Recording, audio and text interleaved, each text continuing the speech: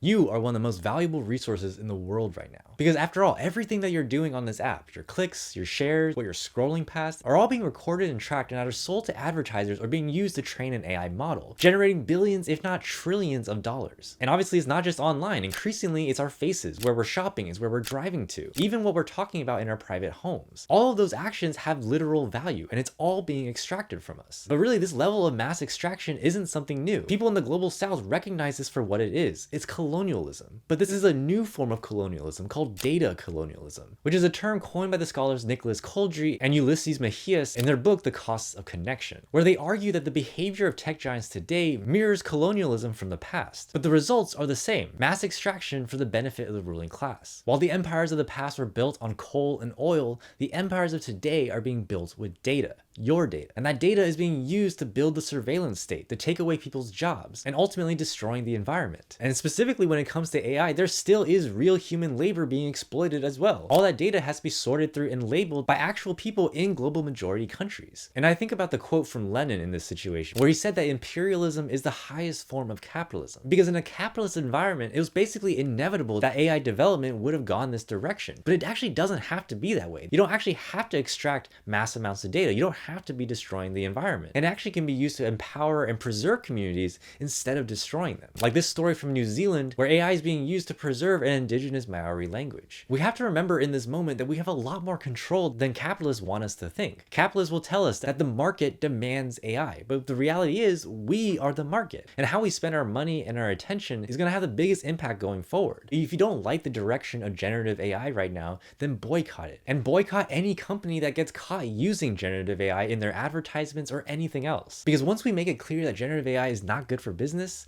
that's when generative AI dies. And if you want to learn more about how people are resisting AI and how we can keep our data more private and secure, then check out the latest issue of the Conscious Citizens Dispatch, where we talk about that and a lot more. You can get access to it for free, but if you want to become a paid member for as little as $2 a month, we'd really appreciate it.